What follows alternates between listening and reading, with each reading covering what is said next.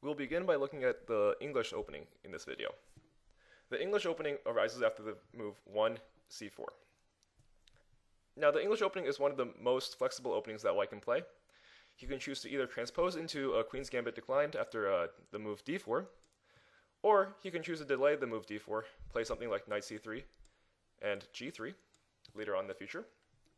And, in fact, some lines, white can forego playing D4 altogether by playing Knight C3 and followed by E4, not D4. Many players don't know how to play against the move C4 because they're very used to the two main white moves, E4 and D4. However, the move C4 is very popular in both the Grandmaster level and lower levels, so it's worth knowing what to do here. Now, after 1 C4, white plays a flexible move. Black should also play something very flexible as well. Now, of course, black can go something like E5. Black can also play D5 or even C5. Black should wait to see how white develops to determine how he should position his pawns. Therefore, I recommend in this position the move knight to F6. After knight to F6, white already has a choice. White can go D4, knight C3, or knight to F3. In this video, I will not be going much into the move D4, because after D4, E6, and for example, knight to C3 and D5, we have a Queen's Gambit position that would be covered in the Queen's Gambit video. Therefore, we will be focusing on the two main moves here, knight C3 and knight F3. To begin, we should look at knight C3. Knight C3 also controls the squares on D5 and E4 that the F6 knight controls, and he can plan a push of the E pawn later on. In fact, after E6, white may try to play E4, trying to play a botminic system after D3, knight Ge2, and G3. We don't want to give white so much space in this kind of position, and therefore we need to attack the center immediately. If we play D5, then we do get the attack against the E4 pawn immediately. And if white simply trades on D5, we can trade, takes, and takes. If white trades everything on D5, black here should be much better, because white has an isolated queen pawn on D2. And you should not worry about black's queen being attacked, because there is really no white piece that can attack it. Therefore, black's queen actually controls a great amount of squares in the center, and it's doing really, really well. White will have to worry about his backwards pawn on D2. It's isolated as well. Therefore, black finds himself having a great position. However, white does not need to take on D5. In fact, he has a good counterattack that he can use here in the move E5. Now, if he plays the move E5, he's attacking your knight, so the logical response here is to play the move knight to D7. But if knight to D7, then white can go D4, and white enjoys a nice space advantage. He has great control of the center, and really black's knight on D7 is quite misplaced. So I think it's the best idea for black to play a counterattack first with his own D4. We attack his knight on C3, and we prevent him from ever playing D4 in the near future. White will take on F6, and black will take on C3. Now, white here has another choice. White can either capture the pawn on C3 immediately with the pawn on B2, or he can continue taking on G7. If he continues taking on G7, black can first play an in-between move here so he doesn't lose the C3 pawn for nothing. So he checks. And after, for example, bishop takes D2, bishop takes G7, queen C2, and knight C6. Black will have okay development. In fact, I think black is leading in development slightly here. And his position is completely fine. His bishop enjoys this nice long diagonal.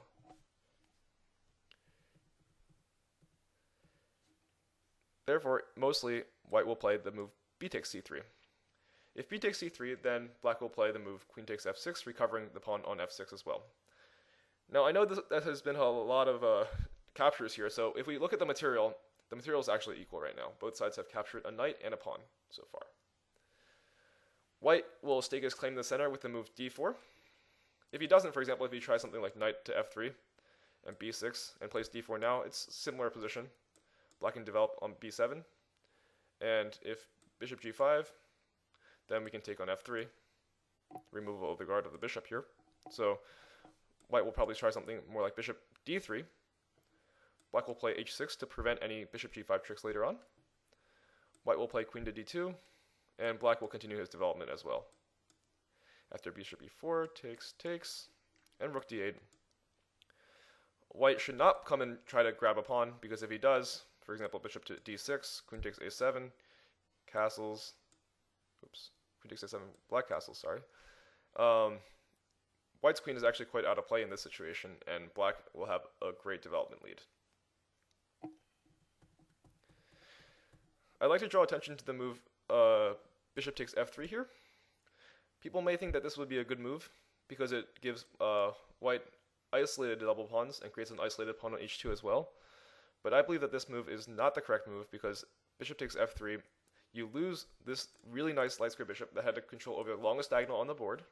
And if you look at on the queen side, all these light squares are going to be very weak. Therefore, it's best to wait till white trades off his light square bishop with you. The pawn structure on the king side there would not have been that weak. If white plays d4 immediately to stake his claim in the center, black has some other ideas too. Black can play the move e5 immediately to attack the pawn on d4. Now, if white plays something like knight to f3, black can take on d4.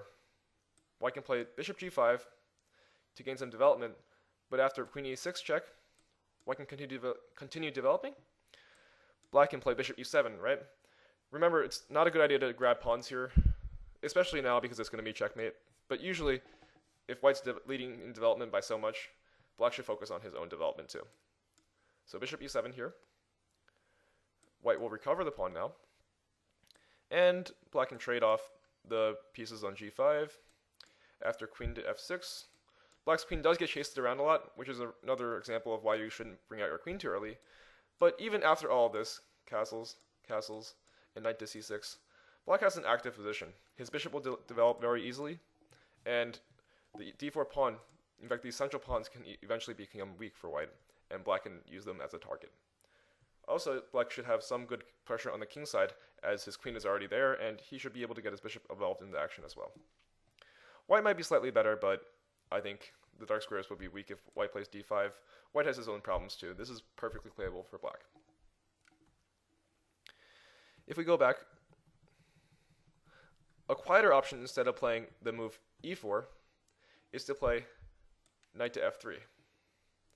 However, I don't see any way for white to not transpose into a queen's gambit variation in this line.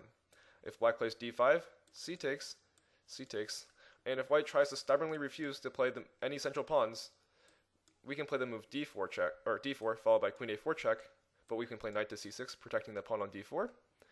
And after knight to b5, we can protect it one more time, bishop c5, bishop g2, and after castling, white's pieces are just completely out of order, in disorder actually. These knights are not working together. This queen is autoplay on a4. This bishop doesn't look like it's going to be developed anytime soon, which means this rook isn't going to develop anytime soon. Meanwhile, black has nice development for his pieces, and he has a lot of space in the center. White cannot play this line. He needs at least some sort of central control. White has none here. If white wants to try something like this, he might want to try it before knight to c3. He can try the move knight to f3. Now after e6, g3, and d5, notice that there's no knight on c3 to attack with the move d4. Now, white might play something like bishop to g2. And sure, you can take on c4 here, which looks like it wins a pawn. But these gambits, as you know, in the opening are not always the best idea to take. After taking here, black loses some central control and gives this bishop a free open diagonal. It's very simple just to play bishop e7. We go bishop e7, both sides castle, and then white can develop his bishop with the move b3 if he still does not want to play d4. If white plays the move b3, then black can simply take more center space with c5. If white develops his bishop, black develops his knight, white can gain some control with e3, and black simply plays the move b6, fianchetting his bishop here. After knight to c3, black can play bishop e7, putting his bishop on this nice long diagonal as well. And if white decides to take, eventually, perhaps now, he will have to play d4. This position here is fine for black. he can play rook to e8. If white plays rook to c1, black can open up the file for his bishop or for his rook with bishop f8. And if white just develops normally, black can develop quite normally too, queen d7, and then eventually he'll have a nice pawn on d5 and c5. For example, if white takes here, black will take back with the pawn. Black enjoys two central pawns, gaining him a good amount of space. In fact, black right now has more space than white, and he is fully developed. Though black may need to worry about the pawn on d5 in the future. Sure, he has a knight and probably major pieces on the d file attacking the pawn on d5, but I don't think this d5 hum will be a problem right now. In fact, many times, if black gets a chance, he can even take on d4 and give white his own isolated queen pawn.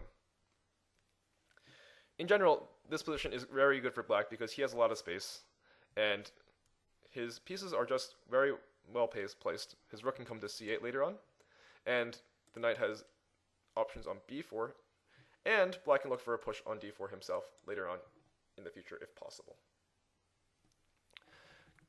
So going back to the main line here, after c4, knight f6, black has, I would say, three options, right? The first option is to transpose into the Queen's Gambit decline with d4. However, if white tries to play the move knight to c3 with the idea of playing the Botvinnik system after e4, then black needs to make sure to strike quickly in the center with d5 and make sure that white does not establish his grip on the center before you do. If white plays the move knight to f3, then we still want to play e6 and d5.